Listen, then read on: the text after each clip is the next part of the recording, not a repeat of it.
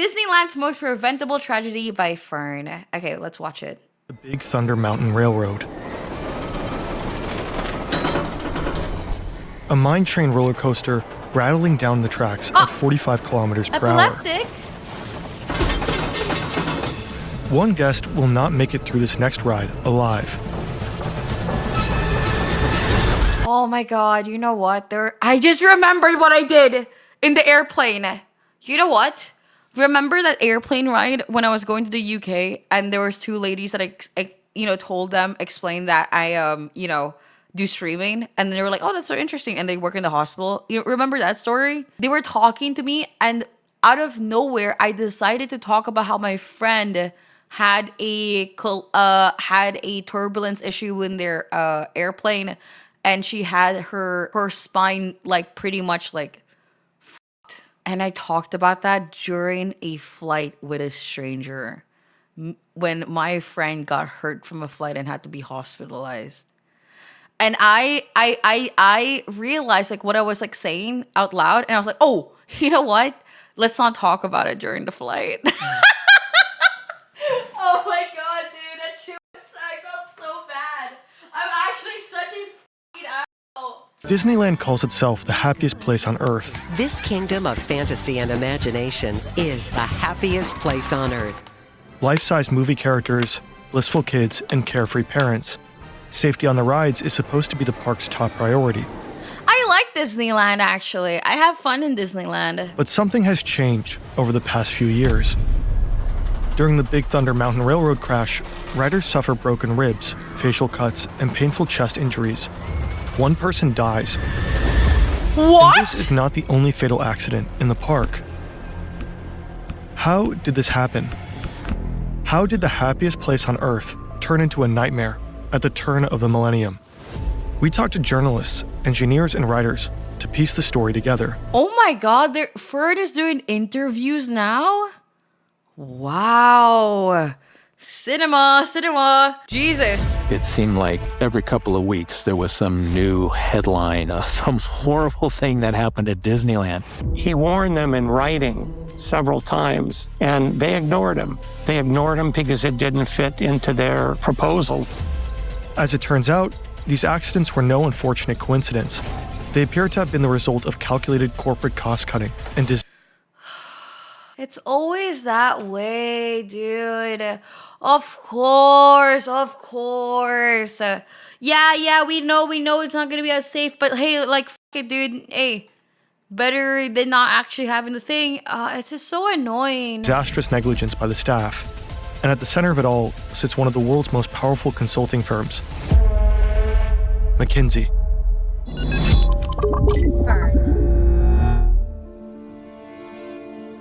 Ooh, W My production. first time I visited Disneyland was in the summer of 1969.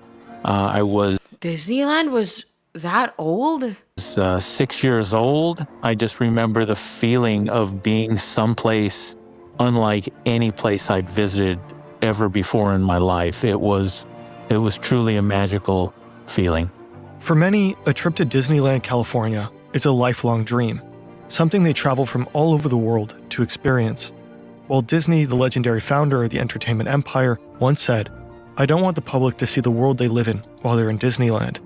I want them to feel they're in another world." I will not lie. I love amusement parks. I love it. I unfortunately get really sick at rides though, which I can't ride every ride, but like I just love going to amusement parks. I think there's something so cool about seeing like things that I never see before. And like, yeah, I love Universal. Oh my God, Universal is so fun. And just like, I will never forget about my Spider-Man t-shirt that I bought. Oh, also, it's really nice to go with me specifically into a park is because I'm able to walk. However, I get the disability pass. So you can skip every line with me. If you go with me, you can skip every line. And then we don't have to like wait for like an hour or two in every time that we have to go to like, let's say a ride. I can just like, if you go with me, hey, we are skipping all lines. Did you know there was this one time when we were in a Germany amusement park? Nikita said this to me 1-to-1. I am so happy you're disabled. And I was like, what? And he was like, dude, look, we are just skipping all lines. Look at everybody waiting like 3 hours for one ride, and we only have to like wait for like 10 minutes. Is this not like amazing? And I was like, yeah, sure.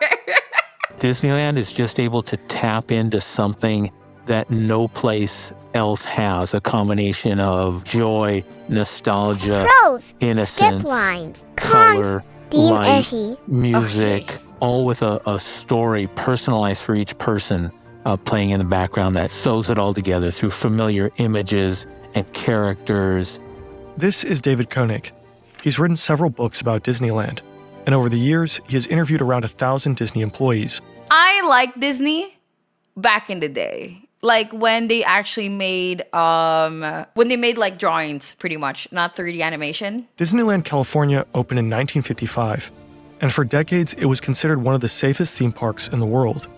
In 1991, an expert magazine even recognized the park's facilities division as the world's Oh wait, best actually, I think I'm thinking about Pixar. What did Disney create? maintenance organization. But at some point, others start calling the shots. Oh, Lion King was fire. Bambi was fire. This is Paul Pressler. He's been Disneyland California's top executive Tarzan for was 3 fire, years now. actually. On paper, the numbers don't look bad. The park's division is turning a healthy profit, Uh-oh. but Pressler is determined to squeeze out more, Shareholders' equity, of course. because Disney stocks aren't doing so well. He wanted to impress the board. And the way you do that is by cutting expenses. It's the quickest way. And the way to do that was by cutting maintenance. That's Walt Bogdanich, a New York Times journalist. We interviewed him and his colleague, Mike Forsyth, for this video. But what They about the co-authored this book, a key shareholders? source for our research.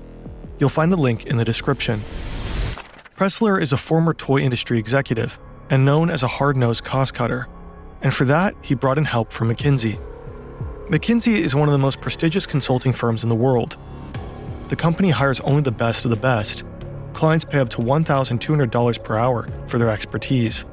Now, $1,200 an hour. Wow. Hey, Demi, what do you mean by you can walk, but you can get the disability pass?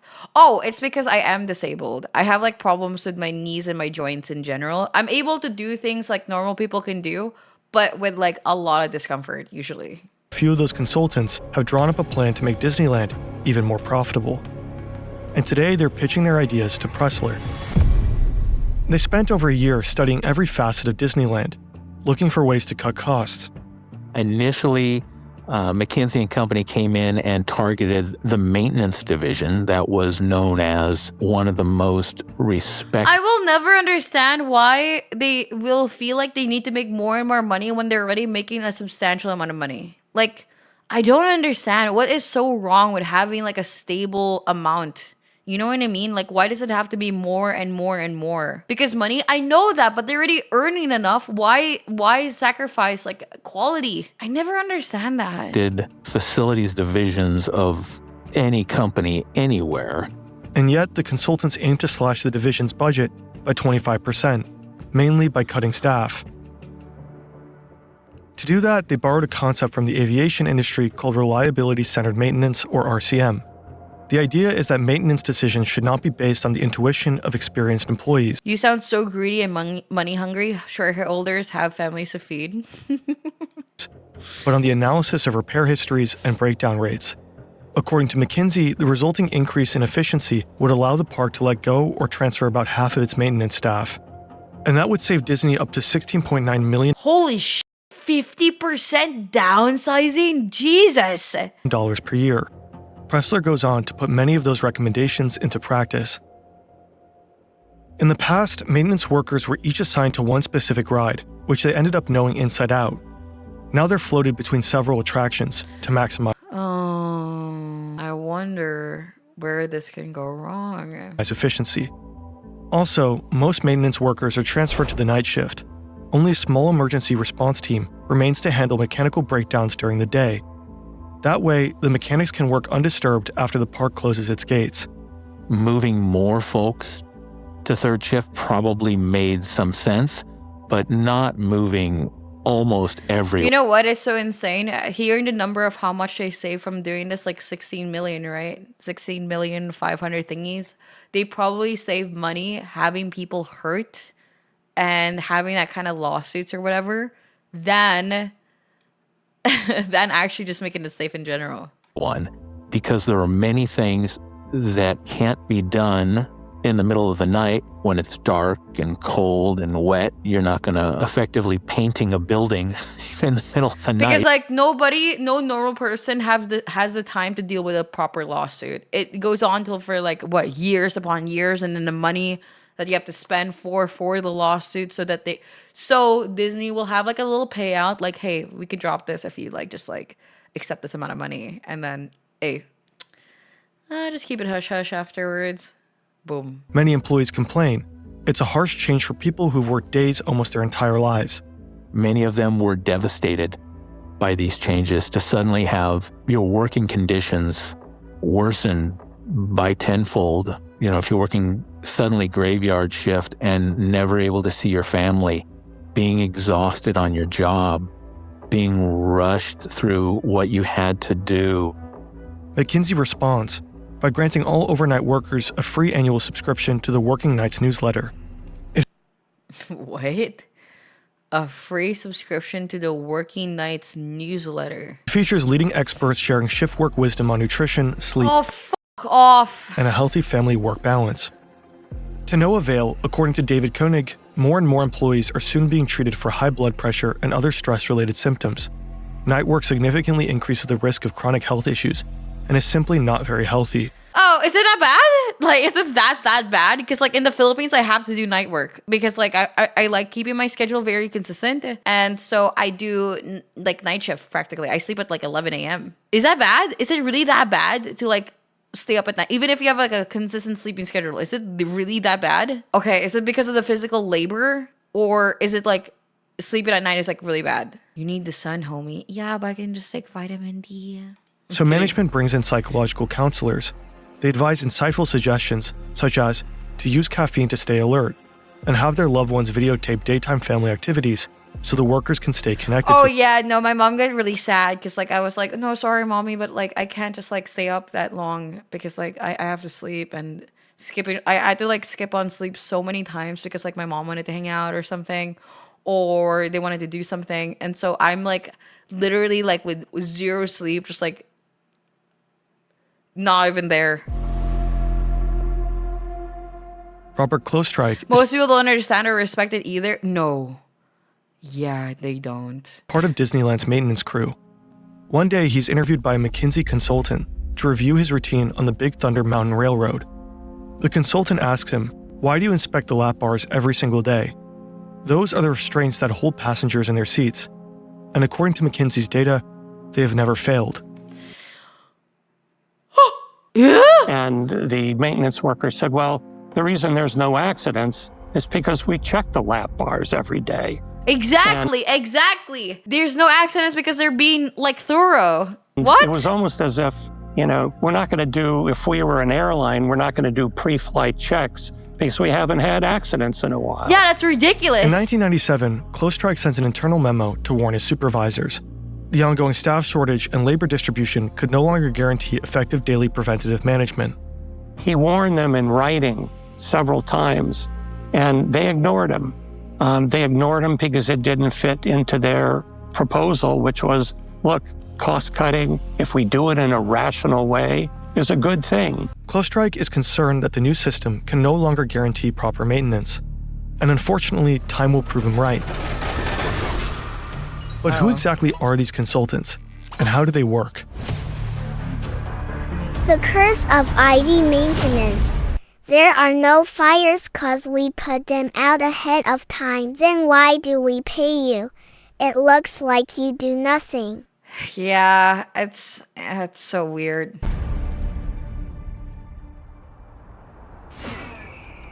This is Eric Wait, because of Edstrom. 7 months. He holds an MBA and a Why master's degree speed in degree? environmental science from Oxford. Edstrom has served as a soldier in Afghanistan. He returned disillusioned and is now determined to make a difference. He wants to help fight climate change. McKinsey promises him exactly that.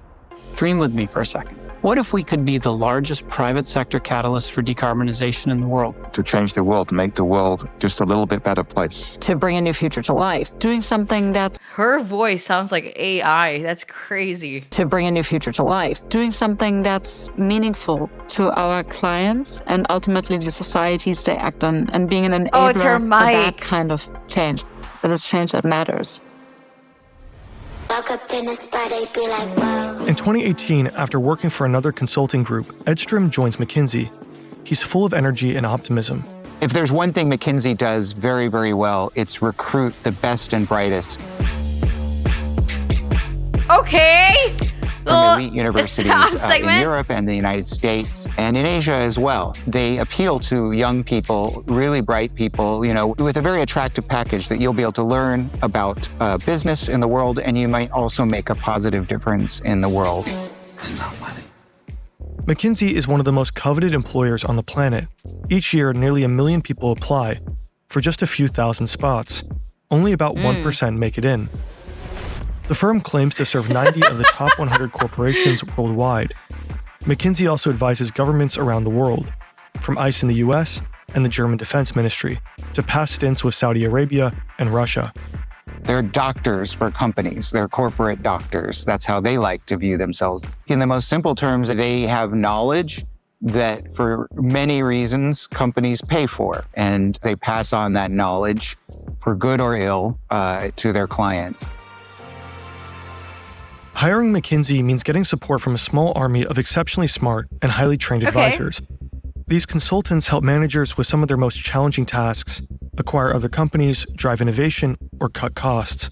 Or at least they try to help. All right, and One then of what? the problems is that when you hire McKinsey, you're hiring young people who don't have experience. You're hiring people who don't know your industry, and you're paying them a lot of money because supposedly they have this genius. Because they're McKinsey, they know what to do, but often they don't know what to do. And frankly, they're just doing what management tells them to do because management doesn't want to take responsibility for layoffs or for cost cutting. So it's easier to say, hey, well, McKinsey told us to do it.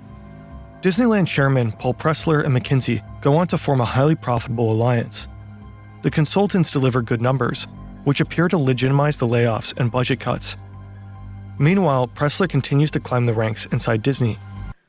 I mean, The effects of the rigid cost-cutting slowly start to show throughout the park. Paint is peeling here and there, rides break down more often. And when the lights on Main Street go dark, no one replaces the bulbs anymore.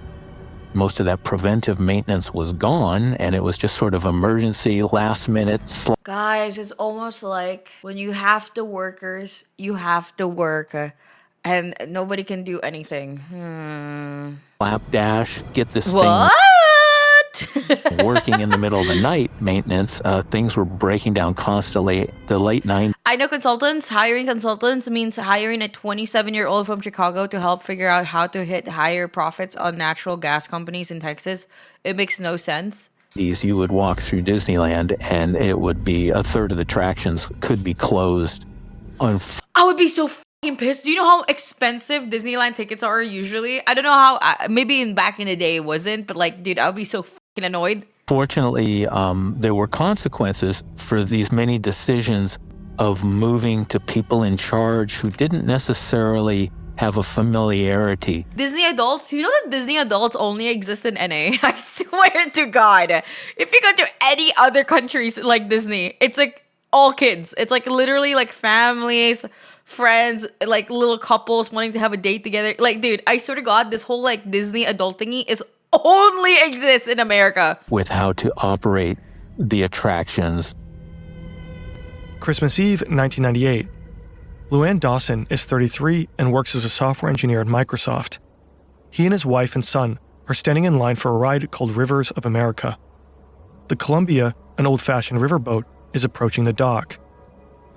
According to David Koenig, management significantly reduced the number of crew members to the bare minimum of 3. That looks like a humongous fucking ride. It's 07.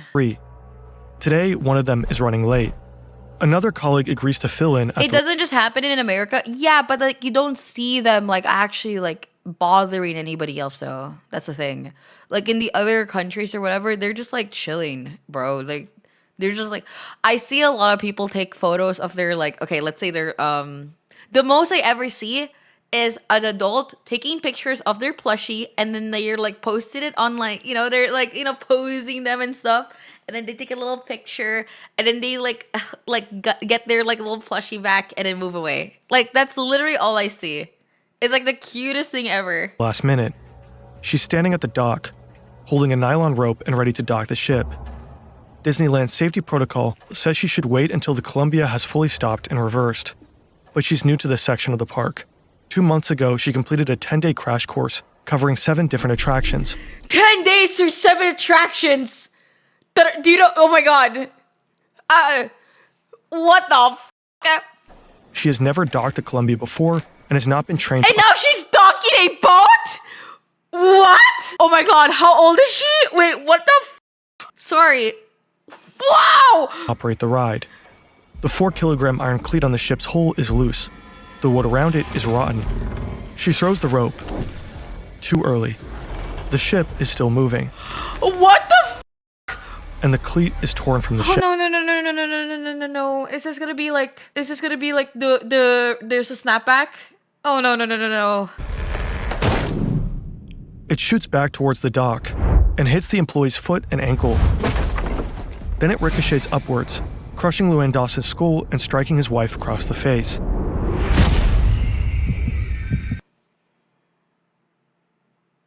It was a real boat, not a boat like in a, you know, pretend rail or something. Like a real f***ing boat that you had to put the thingy and they didn't clear out the snapback zone. Oh my god, yeah, that's Final Destination type shit. No, that's insane. Nobody expects it to snap. Go to any dock, okay? You will see like around, like, especially when it comes to big boats. Big boats, it will be like not many things around it. The dock and hits the employee's foot and ankle. Oh my god, that's insane. Then it ricochets upwards, crushing Llewellyn Dawson's skull and striking his wife across the face. How big was this? Like in general, how big was this? Wait, I'm sorry. I need to double check this. I'm so curious. What is the ride called? Called Rivers of America. Oh my god! It's that big? Dude. Oh my god. Goodbye, Rivers of America. Even if you killed somebody before and killed a family, you know, goodbye. The dock is almost immediately cleaned by Disneyland personnel. According to Koenig, they also brief witnesses on what to say to the police. But officers don't arrive. They briefed the people on what to say to the police? What do you mean by that? I feel like we skipped that really fast. What do you mean by that? Skull and striking his wife across the face. What? The dock is almost immediately cleaned by Disneyland personnel. According to Koenig, they also brief witnesses on what to say to the police. Brief witnesses? But officers don't arrive for 5 hours. Apparently, 5 hours?! They only heard about the accident from the paramedics. 48 No one called the police?! hours later, Llewellyn Dawson is declared brain dead at the hospital and taken off his respirator. An investigation by the competent authority blames the accident on inadequate staff training. It wasn't even, you know what? This wasn't even staff's fault. It's because your maintenance wasn't maintaining the f***ing boat. How is it staff's fault? That's not even, you know what? She has little training. I know that for sure. Like, Jesus. But she did nothing wrong. Several employees will later remember having noticed the loose cleat and the rotting wood around it. But it was obviously never repaired. The weak wood is never formally identified as a cause of the accident. How would she the know? New regime and the McKinsey recommendations had made so many cutbacks. Everything sort of accumulated into this perfect storm of terror. It was... Yo, did her, like, legs get, like, you know, chopped off, though? Or is she okay? Horrible. The Dawson family sues the park for damages. Disney settles out of court and pays an estimated Settles. Yeah, that makes sense. $20 to $25 million. The exact terms of the... Oh my god, it's not even close to the money that they save. Wait, I thought they saved like only 6 mil from the downsizing? Or was it 65? 16. Yeah, wait, 16.9 mil. So yeah, they literally like lost all of the things that they saved for, dude, per year? That's annually though. Yeah, but I feel like this is gonna happen quite a lot if you're not even making your like place safe. The settlement are sealed. At first, Disneyland reacts by updating ride procedures and bringing back experienced ride operators across. Right. Guys, you lost money! Bring them back! Dude. But according to David Koenig, many of these safety measures are quietly rolled back soon after. Some new procedures were instituted immediately as far as extra precautions in how to operate the ship. But unfortunately, many of the most important reasons that allowed this accident to happen related to the cutbacks, those were allowed to continue. I mean, who would have thought? You're seeing lights that are not being repaired. You're seeing the park literally deteriorate because like nobody's repairing anything. And then suddenly like, oh my God, something bad will happen in the park. Like, how did they not even like think about this? Demi, you're pausing too much. Then watch it by yourself.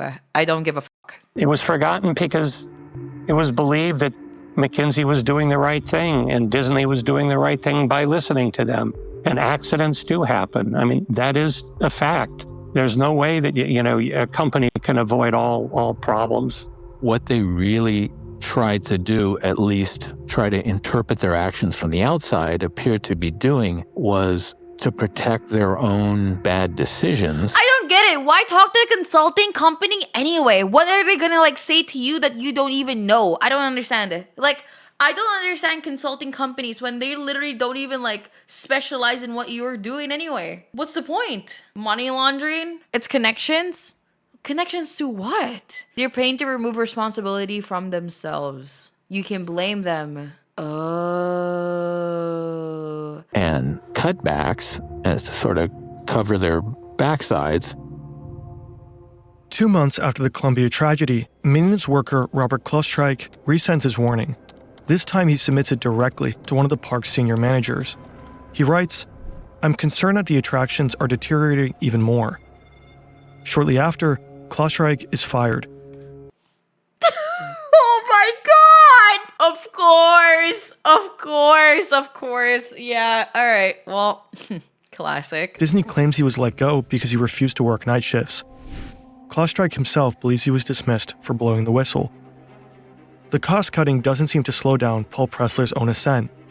By the time of the Columbia accident, he had just been promoted to president of the entire Disney theme park division. But this is only the beginning.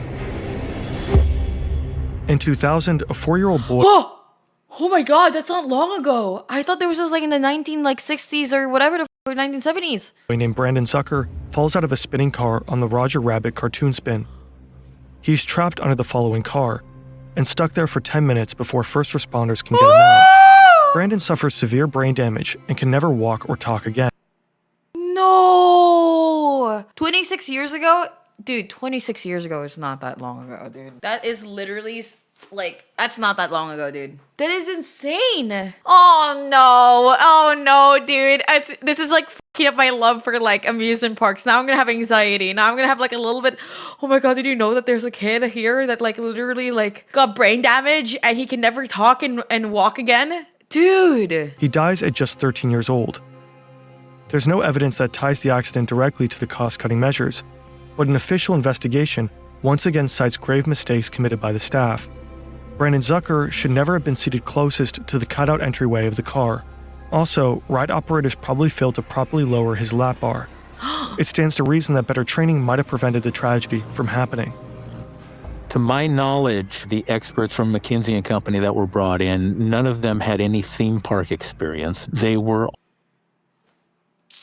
all folks who were trained in doing business better in general. In a sense, that's what Disney really wanted. If they're earning money and nobody is losing money, what is the point of using these stupid consultants as $1,200 a fucking hour? It makes no sense to me. Their company had been run by theme park experts since its founding 40 years before. To make more money? McKinsey is hired to solve problems and make companies better. But better in what way? better for whom?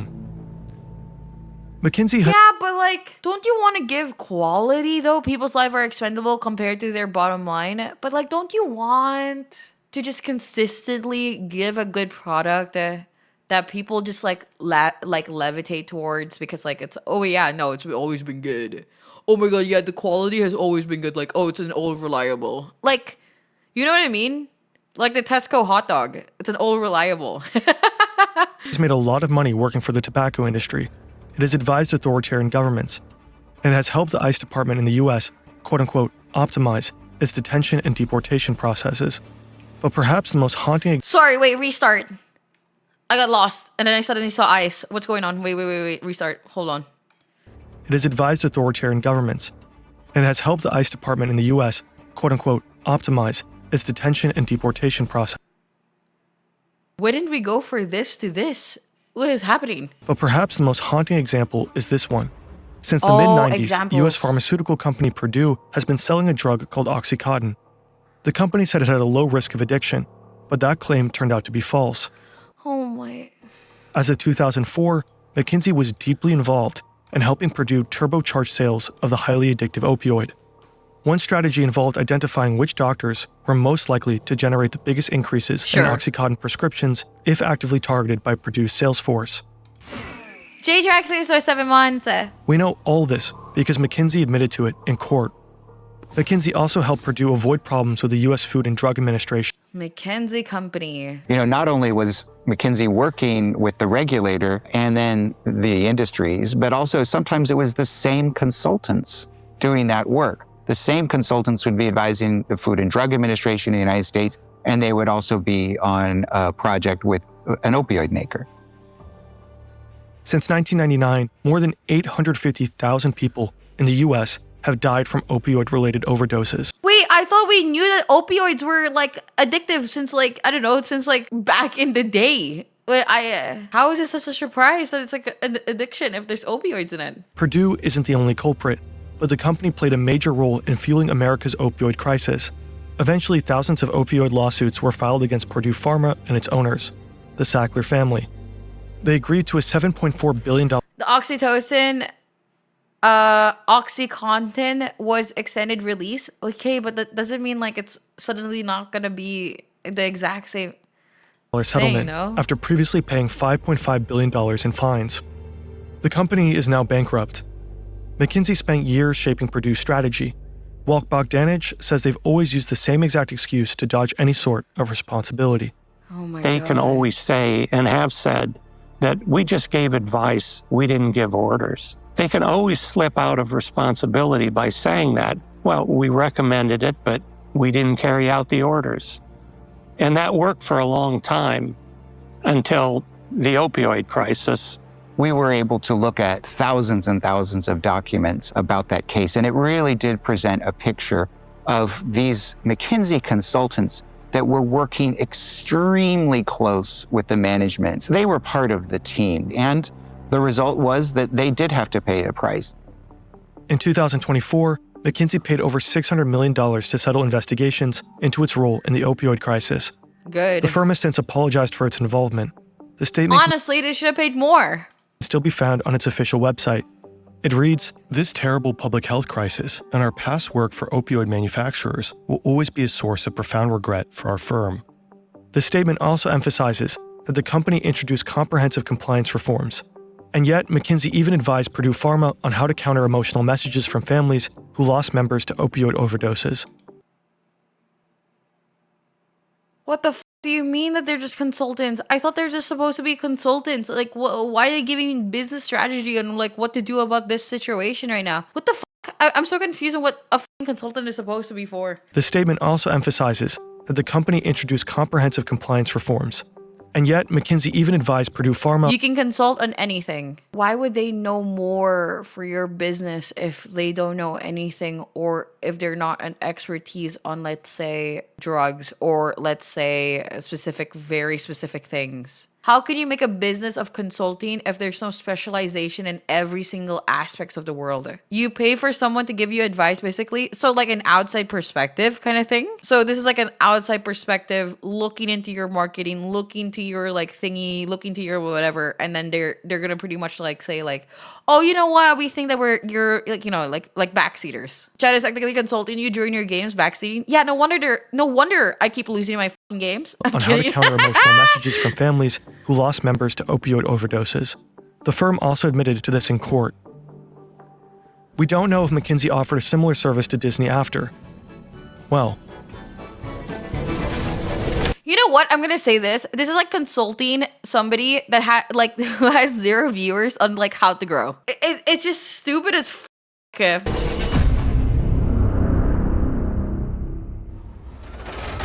By now, more and more Disneyland employees are speaking up against. If you want an outside perspective, why not just ask the people? Like, oh, what do you think that do you like the experience? Do you think like everything looks good? What do you think is missing? You know what I mean? Like, why ask them?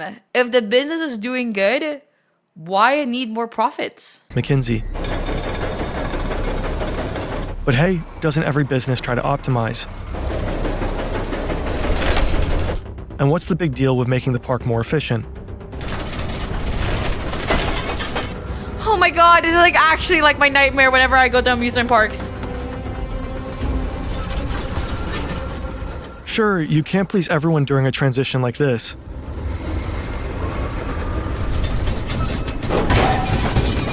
And McKinsey only ever gives advice. The final shots are always called by the park's management.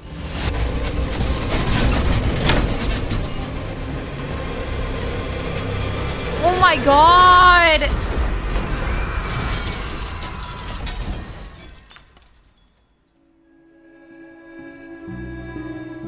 Marcelo Torres dies at only 22 years old. His best friend was seated next to him and survives, severely injured. 9 other passengers are hurt in the accident.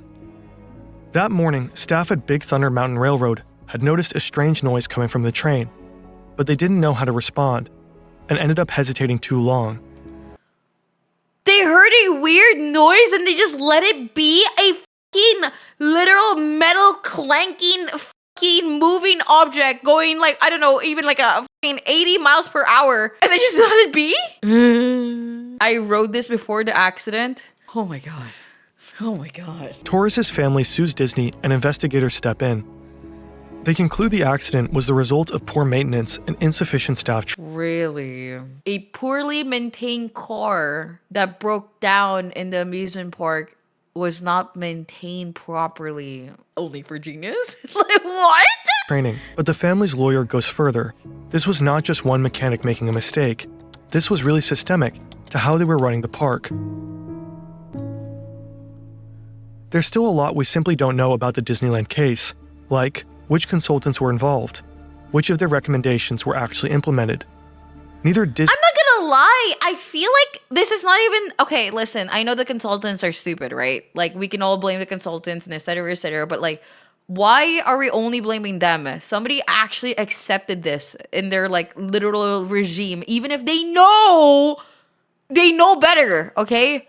Disney is supposed to know better. People who are like literally like going in the park and whatever, dude, it's Disney's fault, not the consultants. I think they're both, okay? It's both. The consultants don't know what the f they're talking about. Disney should know that they don't know what the f they're talking about. And they know that they're supposed to like actually like maintain the rides and whatever. And they could visually see that the park is literally like falling out. People are complaining, workers are complaining. And then it's suddenly the consultant's fault because they like suggested it too. Like, no, this is 100% also Disney's. Disney nor Paul Pressler responded to our questions. McKinsey denies any responsibility for the accidents. One of the biggest mysteries is the maintenance system known as RCM, the method the consultants borrowed from other industries. RCM is considered a gold standard in aviation, nuclear industries, and railroad infrastructure. So why didn't it work at Disneyland? Sometimes that might be done, as we would say, in English, in cookie cutter fashion, and, the same solution for different industries. And so, Boeing maintenance. Uh-oh. Perhaps what went wrong is they tried this cookie cutter approach to Disneyland that might have worked for another industry, but it didn't work there. Disney's not a normal factory. It's not an assembly line. Well, yeah, because the attractions are completely different from one another. Like, what are we saying? Where you can just take things from other industries and say, oh, well, what worked there in this produce factory is going to work in operating the Indiana Jones adventure. We reached out to Marius Bassin, one of the leading experts on reliability-centered maintenance. His company Aladon owns the trademarks for 2 major RCM protocols. Bassin doesn't know all the technical details of what happened at Disneyland, but he strongly doubts that RCM was applied correctly. He thinks that, in theory, RCM could work in a theme park environment. But he also writes, if RCM is used to reduce costs, it is probably applied incorrectly. RCM, or reliability-centered maintenance, is not cost-centered maintenance. The problem with most RCM program implementations is that senior management and stockholders want to see immediate benefits and cost reduction. We don't know if RCM was applied incorrectly at Disneyland or is just used as a pretext for cutting costs, or whether it was the wrong approach to begin with. What we do know is that many people believe the cost-cutting measures recommended by McKinsey have played a role in the accidents. But was the firm ever held accountable? Were they? Eric Edstrom joined McKinsey full of hope and idealism, but he soon realizes that the company was not living up to its promises. I joined McKinsey in 2018, and while I was there, I found that the projects that were available were not anything like what were advertised. And rather than what you might see on a McKinsey website, which talks about vaccine cold storage or renewable energy, that in practice is far and few in between. He grows increasingly disillusioned. He can only watch as McKinsey helps fossil fuel companies become even more efficient at extracting coal and oil from the ground, even though the firm had originally recruited him with the prospect of fighting climate change. Eventually, he's had enough. He sends out a farewell statement that ricochets around McKinsey offices across the globe. We know it from the book When McKinsey Comes to Town. As an organization, McKinsey seems to talk a lot about values and principles without taking a valued or principled stand for much of anything. True. In my mind, McKinsey is an amoral institution, an organization that regularly takes on clients who bring harm to others. We would have loved to hear Disney and Paul Pressler's take on the allegations made against them. Unfortunately, neither responded. We also sent a laundry list of questions to McKinsey. For example, we were curious about what the consultants themselves thought about their work at Disneyland. But instead of giving concrete answers, McKinsey pointed us to a general statement of theirs from 2022. There it says that the book 2022 by Walt Bogdanich and Mike Forsyth fundamentally misrepresents the firm and its work. The statement also claims that McKinsey's clients contributed to 80% of global CO2 reductions in recent years. We can't independently verify that. Where's the proof? I see numbers, but I don't see anything that like links to any like, I don't know, documentation to prove it's 20% and 80%. I swear to God, I'm suddenly becoming so annoyed with like 20%, 80%. You know what? That 90% of people, like, unless you can back that fucking number up, I can't for the life of me take it seriously. I'm so sick of fucking hearing random number percentages recently. It is so annoying. Number, nor whether McKinsey's work for those clients has anything to do with climate mitigation.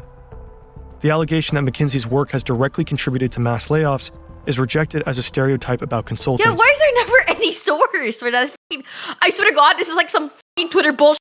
Dude, I swear to God, some incel would go to my fucking chat or into my Twitter and I would see him like typing like, God, 90% of women are so fucking never takes responsibility. And I'm like, where the fuck did you even get that number from? I don't fucking get it. Dude, I swear to God, every single time I see a percentage with a number, like, dude, it is always so random. It's so annoying. The statement says that McKinsey is typically hired to help clients grow their business and expand their workforce. The company has supposedly learned from its mistakes and invested around $1 billion in a new risk management and compliance system. No, it is rage bait. An opinion plus in a percentage, and the percentage, it has no, like, context or no, like, I don't even know where the f*** they got the number from. Up their f***ing ass. Claims it now has the industry's most rigorous client selection policy. The statement further denies any form of responsibility for the incidents at Disneyland. So we decided to follow up again, asking what McKinsey had to say about the many reports suggesting the firm's recommendations did play a role. A spokesman replied, "We aren't commenting on whether or not we served a particular client, but rather we reject the author's attempt to connect our work to events and issues that we simply had nothing to do with." The firm was never sued over its connection to Disneyland tragedies. Paul Pressler left Disney in 2002 and became CEO of the Gap clothing chain. He's currently the chairman. I'm sorry. I am never buying something from the... Actually, honestly, I've never seen anybody buy from Gap anyway. I have never seen anybody wear that fucking clothing. The family of Marcelo Torres has reached an out-of-court settlement with Disney for an undisclosed sum. The company accepts responsibility for the Big Thunder Mountain accident. Torres' parents have given $500,000 from the settlement. That's it? What do you mean only 500,000? What the fuck? How did they get so low? To provide scholarships to aspiring talents at their sons have given company accepts responsibility for the Big Thunder Mountain accident. Torres' parents have given $500,000 from the settlement to provide scholarships to aspiring talents at their son's former college. Marcelo Torres was a graphic artist. So there was just all this bad publicity, and we were about less than 2 years away from the 50th anniversary of Disneyland. This is 2003, and the 50th anniversary of Disneyland was planned to be the biggest celebration the Disney company in any facet has ever had. They knew that all cameras, that not all attention, everything would be on Disneyland. Accidents were still relatively infrequent, just much more frequent than they had been before. But when the Big Thunder Mountain accident happened, they realized, oh my gosh, what do we do? Yeah, his mic is crazy. This has got to stop. Jesus. Chloe, we're going to Disneyland! Okay, what the fuck? That gave me like an actual... What do you guys call it when something happens and it was just such a, like, sudden... It's so sudden. What is it called? Oh my God! Whiplash. I got whiplash. Disneyland eventually recovered. Since 2003, no visitors have died due to poor maintenance or errors committed by the staff. Oh, thank you, God. I'm safe. Okay, thank you. Apparently, with McKinsey and Pressler gone, a shift in mentality followed. The park Wow, it's almost like when you get rid of people like that don't even know what the they're talking about, and you actually bring in people that know what they're talking about, you actually have a better result. You're not even tall enough to get on the rides. What are you worried about? Suck my ass. One stellar and globally renowned safety standards. And so that come 2005, for that 50th anniversary, Disneyland was truly the happiest place on earth once again. In 2022, Disney once again hired McKinsey. This time, the consultants were asked to identify redundancies and cost-saving opportunities across Disney's operations. According to the Wall Street Journal, McKinsey proposed stripping top creative executives of control over how their work is marketed. And once again, Disney employees started to protest against McKinsey's recommendations. Oh, thank you, God. Oh, thank you, God. I don't care if that Disney is safe, it's too expensive, cheap, and dangerous, please. It's so fun in Japan, though. Disney, but in Japan! Sorry. I actually have so much fun in Disney Sea in Japan, dude. It's so fun.